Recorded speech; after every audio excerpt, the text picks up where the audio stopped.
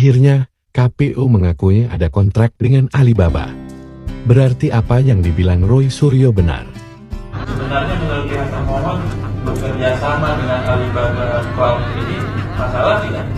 Untuk diketahui publik. Benar nggak ada kontrak terkait pengadaan server ini? Berapa nilainya? Pada siapa? Sampai kapan kontrak itu berlangsung? Berapa? Di mana kontraknya dilaksanakan? Ini dokumen yang menurut termohon dikecualikan. Hadirkan ke persidangan ini. Terbongkar. Akhirnya KPU mengakui melakukan kontrak dengan Alibaba untuk Sirekap pemilu 2024.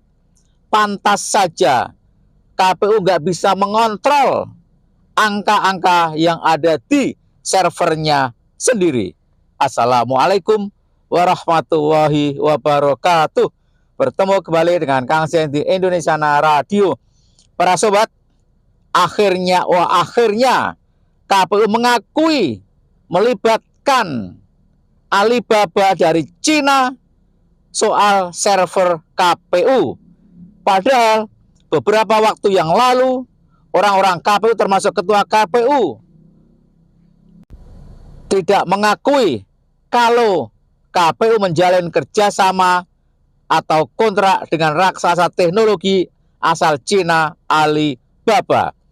Kontrak tersebut terkait pengadaan dan komputasi awan atau cloud untuk sistem informasi rekapitulasi atau Sirekap yang digunakan selama pemilu 2024. Jelas ini melanggar undang-undang.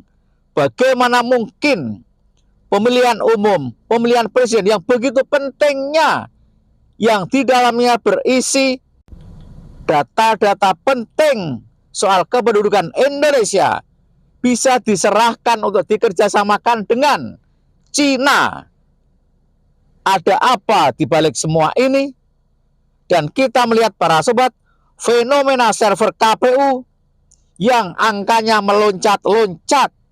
Bahkan saking meloncat-loncatnya, anggota KPPS bingung.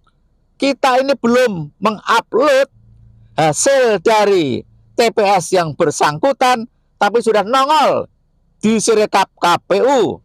Ada juga cerita KPPS di mana kotak suara belum dibongkar, belum dihitung, tapi angka TPS tersebut sudah nongol di server KPU.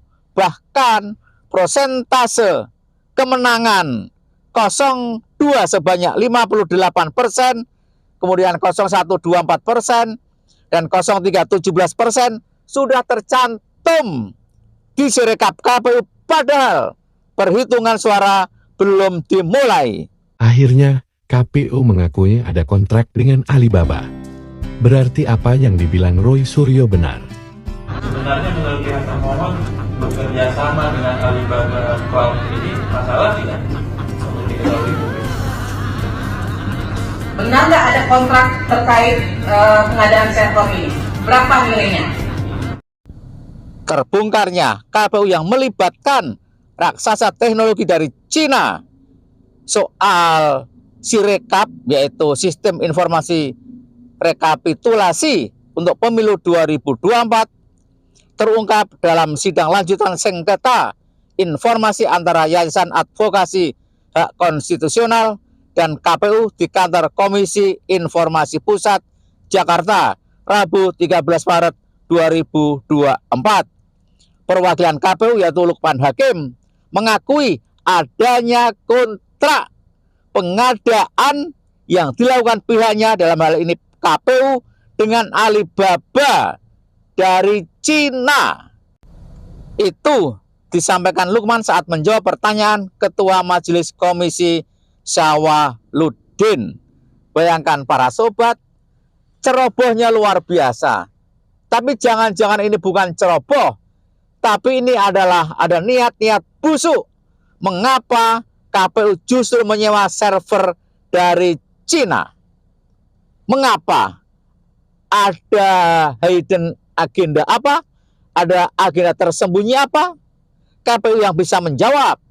Dan saatnya DPR membongkar habis. Membongkar kelakuan KPU ini yang sangat membahayakan eksistensi Negara Kesatuan Republik Indonesia, yang sangat membahayakan adanya perang saudara di Indonesia jika dengan seenak udele Alibaba mempermainkan angka-angka yang ada di Sirekap KPU. Bayangkan para sobat, terjawab sudah mengapa angka-angka di Sirekap KPU loncat-loncat sendiri. Bahkan seakan-akan KPU tak punya kekuatan untuk bisa merubah angka-angka di sana. Bayangkan, sangat berbahaya. Bukan kedaulatan Indonesia, hasil pemilu Indonesia diserahkan bulat-bulat kepada Alibaba dari Cina. Dan yang kedua, mengapa soal server KPU memiliki dana yang sangat besar, triliunan rupiah, puluhan triliun rupiah, kalau hanya untuk membangun server sendiri sangat-sangat mampu. Dan perusahaan dari dalam negeri yang dimiliki anak-anak bangsa sendiri sangat mampu untuk hanya membuat server semacam server KPU yang disewa dari Alibaba Cina. Pada siapa? Sampai kapan kontrak itu berlangsung? Berapa lama? Di mana kontraknya dilaksanakan? Ini dokumen yang menurut termohon dikecualikan. Kita ke persidangan ini. Saya mau PPD-nya menunjuk ini dikecualikan. Apakah segitu banyak dokumen berarti semuanya dikecualikan? KPU masih belum terbuka. KPU masih belum membuka diri, padahal jelas KPU di pihak yang salah. Karena urusan pilpres, urusan pileg yang begitu pentingnya bagi negara kita Indonesia, kok servernya milik Alibaba Cina. KPU harus menjawab berapa nilai kontrak dengan Alibaba Cina, berapa lama kontrak dengan Alibaba Cina, di mana kontraknya dilakukan. KPU belum terbuka. Ayo anggota DPR, ini harus dibongkar melalui angket DPR RI. Tunjukkan sama saya, betulkah seluruh dokumen itu kemudian ditutup untuk publik sehingga publik nggak bisa tahu? Masalahnya di mana? Jadi sehingga kita tidak menganggap karena ada satu dua yang harus dirahasiakan semuanya jadi tertutup. Mencantumkan bahwa terkait dokumen pengadaan barang dan jasa server adalah informasi yang dikecualikan. Jadi informasi yang bisa dibuka itu baru pengesahan tingkat nasional, tapi secara praktek itu ada pengesahan berjenjang. Sifatnya rights, yang sifatnya rights itu dia tidak terborder soalnya. Jadi ketika dia berlaku di satu teritorial, dia nggak terlokalisir, nggak bisa warga negara tempat lain. Dia warga negara, dia tidak bisa mengakses tempat lain, itu di kita tidak berlaku seperti itu, logik seperti itu. Sementara itu, Ketua Cyber City Arief Kurniawan menyampaikan temuan tersebut bertentangan dengan pasal 28 Peraturan Pemerintah Nomor 71 Tahun 2019 tentang penyelenggaraan sistem dan transaksi elektronik dan bertentangan dengan Undang-Undang Nomor 27 Tahun 2022 tentang perlindungan data pribadi. Kalau KPU telah sengaja secara syah dan meyakinkan melanggar undang-undang, lalu sanksi apa yang pantas untuk KPU? Sudah seharusnya orang-orang KPU dipidanakan karena melanggar undang-undang. Pertanyaan berikutnya adalah, apakah hasil pileg dan pilpres yang dirilis oleh KPU melalui cara yang melanggar undang-undang ini